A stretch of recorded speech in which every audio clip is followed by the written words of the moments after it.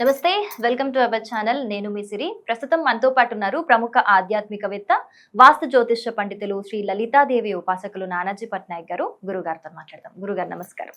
శ్రీమాత్రే నమః. గురుగారు, ఇప్పుడు రాబోయే ఆదివారం 23న సర్వ ఏకాదశి రాబోతోంది. మరి ఈ సర్వ ఏకాదశి విశిష్టత ఏంటి?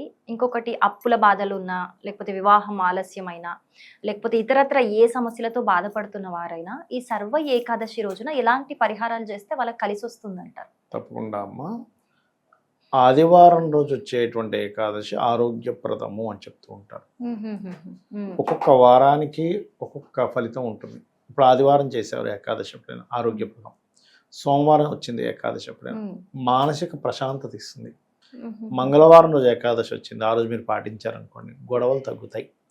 గొడవలు, వాళ్ళకి ఆకస్మికంగా వచ్చే సంఘటనలు, ఆకస్మికంగా ఉండే కొన్ని యాక్సిడెంట్స్, సడన్ ఇబ్బందులు వచ్చేవి తగ్గుతాయి. బుధవారం రోజు వచ్చేటువంటి ఏకాదశి మీరు చేసినట్లయితే విద్యాయోగము, వ్యాపార యోగము, అప్పుల బాధలు తగ్గడం జరుగుతూ ఉంటుంది. గురువారం రోజు దైవానుగ్రహం పెరుగుతుంది, గురువుల యొక్క అనుగ్రహం కలుగుతుంది. శుక్రవారం రోజు లక్ష్మీప్రదం, శనివారం రోజు రోగ నివారణ. ఇది అన్నమాట ఏకాదశులు. ఏ వారం అయితే ఎటువంటి ఫలితాలు వస్తాయనేది.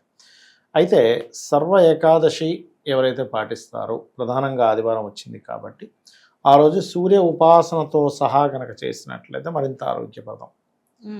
అయితే ఏకాదశి మీద ఒకతను రీసెర్చ్ కూడా చేస్తే ఆయనకి నోబెల్ బహుమతి వచ్చింది. ఆయన కనిపెట్టింది ఏమిటి అంటే, ఏకాదశి వ్రతం పాటించిన వ్యక్తికి ప్రాణాంతకమైనటువంటి రోగాలు రావట్లేదు అని ఆయన రీసెర్చ్ చేశాడు. దానికి నోబెల్ ప్రైజ్ వచ్చింది. ఎందుకు అంటే సైంటిఫిక్ ఇది. ఇప్పుడు ఇవాళ రేపు కొత్తగా వచ్చే చూడండి, ఫాస్టింగ్లో ఇంటర్మీడియట్ ఫాస్టింగ్ అని, సాయంత్రం ఎప్పుడో తినేస్తామో రేపు పొద్దున్న తింటున్నాం, 16 గంటలు ఎంతో గ్యాప్ ఇస్తున్నాం, దానివల్ల ఆరోగ్యానికి మంచిది అంటున్నాం. మామూలుగా బాగా అంటే ఆయుర్వేదంలో ఏం చెప్తారు, నీకు ఆకలి వేసినప్పుడు తినమంటారు. మన బాడీ కూడా చూడండి, మనకి ఏదైనా ఇబ్బంది వస్తే ఫస్ట్ ఆకలి ఆపేస్తుంది. కరోనా టైంలో ఏం చేసింది బాడీ, నీ నోరు చేతి చేసింది, టేస్ట్ తెలియకుండా, వాసన తెలియకుండా. అంటే ఏంటంటే వీడు వాసనకి గురై ఏం తింటాడో, వీడు టేస్ట్కి గురై ఏం తింటాడో అనేది మొత్తం బ్లాక్ చేస్తుంది. ఫస్ట్ లోపల నేను రిపేర్ చేసుకోవాలని. జ్వరం వచ్చినప్పుడు చూడండి, అందుకే మనకి చేదు వస్తుంది, తినబుద్ధి కాదు. ఇంట్లో వాళ్ళు ఏం చేస్తారు, నేను చారన్నం తిను, పాలు తాగు, అది తాగు, ఇది తాగని మళ్ళీ బలవంతంగా లోపలికి వేస్తారు. అంటే ఏమిటి, రోగాన్ని తగ్గించాలంటే బాడీ చేసే పని ఏమిటంటే ఫస్ట్ ఫుడ్ లోపలికి రానివ్వద్దు అని ఆపుతుంది. అప్పుడు దానికి పని ఉండదు. బాడీలో కనుక ఏదైనా మనకి ప్రవేశించిందంటే ఫుడ్ రూపంలో అన్ని పనులు వదిలిపెట్టి ఫస్ట్ అది ఫుడ్ని అరిగించే పని మీద ఉంటుంది, లోపల పాడైపోతుంది లోపల ఫుడ్. అందుకని అది ఏం చేస్తుంది, దానికి టైం కావాలి లోపల ఉండే ఇమ్యూనిటీ సిస్టమ్కి. ఎప్పుడైతే ఏకాదశి నాడు ఎప్పుడైనా మీరు కనుక చూసుకుంటే రవిచంద్రులు ఇద్దరు కూడా 5, 11 స్థానాల్లో కనెక్టివిటీలో ఉంటారు. అంటే రోగ నిరోధక శక్తిని పెంచే దాంట్లో ఉంటారు. అలా ఉన్నప్పుడు నువ్వు ఎప్పుడైతే ఫుడ్ వేయలేదో బాడీ ఏం చేస్తుంది, క్లీనింగ్ ప్రాసెస్ పెట్టుకుంటుంది. మనం ఇల్లు ఒక వారం రోజులు తొడగపోతే మొత్తం కచడా అయిపోతుంది. మరి బాడీ ఏమవుతుంది? అయితే ఇక్కడ ఏంటి, 2 కలిపారు మహర్షులు మనకి. ఏకాదశి రోజు నువ్వు ఉపవాసం ఉండు. 2 రకాల ఉపవాసము అంటే ఏంటి అంటే దానికి 2 రకాల అర్థాలు చెప్పారు. దేవుడికి దగ్గరగా ఉండడం, లేదా 8 యామములు అంటే 8 మూడు 24 గంటల సేపు నువ్వేమీ తినకుండా ఉండడం. ఆరోగ్యంగా ఉంటే, అందరికీ కాదు అది, అనారోగ్యంతో ఉన్న వాళ్ళు, చిన్నపిల్లలు, స్త్రీలకు చెప్పలే. నువ్వు ఆరోగ్యంగా ఉన్నావు, ఈ పని చేయి, ఖచ్చితంగా ఇమ్యూనిటీ పెరుగుతుంది. అయితే దేవుడికి దగ్గరగా ఉండడం అంటే ఏమిటి, ఎంతసేపు దేవుడి గదిలో కూర్చొని హరే రామ హరే కృష్ణ అనుకోవడం ఒకటే కాదు. దేవుడికి దగ్గరగా ఉండడం అంటే దేవుడు భగవద్గీతలో ఏం చెప్పాడు అది నువ్వు పాటించడం. సింపుల్గా ఒకటే చెప్పాడు సార్, మీరు పుణ్యము పాపము, పరోపకారం పుణ్యం, పరపీడనం పాపం. ఉపకారం చేయి నీకు తోచితే, లేకపోతే సైలెంట్గా కూర్చో, అపకారం మాత్రం చేయి. అది దేవుడి యొక్క లక్షణాల్లో ఉండే కాదు. అది భగవత్ లక్షణాలు, అపకారం లక్షణం కాదు, ఉపకారం ఒకటే లక్షణం. అపకారం అనేది ఏంటది, శిక్షిస్తాడు రాక్షస రూపంలో ఉన్నప్పుడు. కాబట్టి అది పాటించాలి ఉపవాస నియమాల్లో. ఇంకొక విషయం ఏంటంటే, ఈ ఉపవాస నియమం ఉన్నప్పుడు చెయ్యకూడని పని ఏమిటంటే, అందరికీ పని కట్టుకొని చెప్తాం నేను ఉపవాసం. ఆ ఉపవాసం పని చేయదు, గుర్తుపెట్టుకోండి.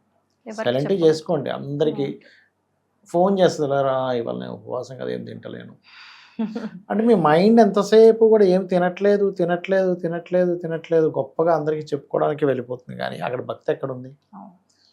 ఉపవాసం పాటిస్తూ ప్రతి పనిని ఆ భగవంతుడికి సమర్పిస్తూ చేయాలి, భగవంతుడి కోసం చేయాలి. దాన్ని ఏమవుతుంది, త్యాగం అనేటువంటిది వస్తుంది. అప్పుడు మీరేంటి, మీకోసం చేసుకోవట్లేదు, భగవంతుడి కోసం చేసుకుంటున్నా అన్నప్పుడు మీకు ఇంకా దాంట్లో ఆశించడం ఏముండదు. భగవత్ సంతృప్తి కోసం చేస్తున్నాం, భగవత్ ప్రీతి కోసం చేస్తున్నాం అనే భావనతో చేయడం అలవాటు చేసుకోగలగాలి ఉపవాసం ఉంటూ. ఆ రోజు విష్ణువు స్వయంగా చెప్తాడు, ఆ రోజు ఉపవాసం ఉంటే ఆ ఉపవాస సంబంధించిన తీసుకొని ఆయన ఫలితాన్ని ఇస్తాడు. విష్ణువు యొక్క అనుగ్రహం కలిగితే మనకి డైలీ లైఫ్లో ఉండేటువంటి ఆటంకాలు అన్నీ కూడా పోయి బుద్ధితో, అంటే మనం ఏ డెసిషన్ ఎలా తీసుకోవాలనేటువంటి ఆలోచనలు ఇచ్చేవాడు విష్ణుమూర్తి. మనం చూడండి, మన లైఫ్ అంతా కూడా, మన జీవితం అంతా కూడా దేని మీద ఆధారపడి ఉంటుందంటే మనం తీసుకునే డెసిషన్ మేకింగ్ మీదే ఉంటుంది. ఇటు వెళ్ళాల్సింది ఇటు వెళ్ళామా, ఇటు వెళ్ళిపోయిన తర్వాత ఎక్కడో కొన్ని కిలోమీటర్లకి ఇటు కాదంటే మళ్ళీ వెనక్కి వెళ్ళి మళ్ళీ ఇటు వెళ్ళాలి. అలా ఏంటంటే బుద్ధిని ప్రచోదితం చేసేవాడు విష్ణువు. బుధుడికి అధిష్టాన దేవత అందుకే విష్ణువు. కాబట్టి ఎవరైతే ఇది పాటిస్తారో, ఉపవాస దీక్ష చేస్తారో, ఆ విష్ణువుకి సమర్పిస్తారో, ఆరోగ్యంగా ఉన్న వాళ్ళు ఉపవాసం చేస్తారు, నిర్జల ఉపవాసం కూడా చేస్తారు ఖచ్చితంగా వారికి కర్మలు తొలగుతాయి, ఆరోగ్యవంతమైనటువంటి శారీరకమైనటువంటి పుష్టి పెరుగుతుంది. అతను క్యాన్సర్ లాంటి ప్రాణాంతకమైన రోగాలు కూడా తగ్గిపోయాయి రావడం అనేటువంటిది కనిపెట్టాడు ఆయన. ఇవాళ రేపు పీడిస్తుంది ఏంటో ఒకప్పుడు ఎప్పుడో ఒకరికి వచ్చేది, చాలా ఈజీ అయిపోయింది, అసలు కామన్ అయిపోయింది.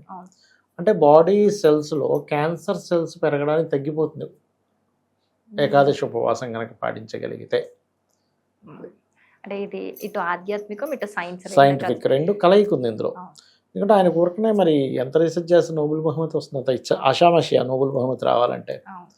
కాబట్టి మన వాళ్ళు ఎప్పుడో కనిపెట్టారు, ఇప్పుడు మనం తెలుసుకొని ఇంటర్మీడియట్ ఫాస్టింగ్ అని అదని ఇదని చేస్తూ ఉన్నాం. ఇప్పుడు మనం ఫుడ్లో ఈ న్యూట్రిషన్స్ ఉన్నాయి, ఇలా తినాలి, తినే విధానాన్ని ఇప్పుడు మనం అనుకుంటున్నాం, వాళ్ళు ఎప్పుడో చెప్పారు.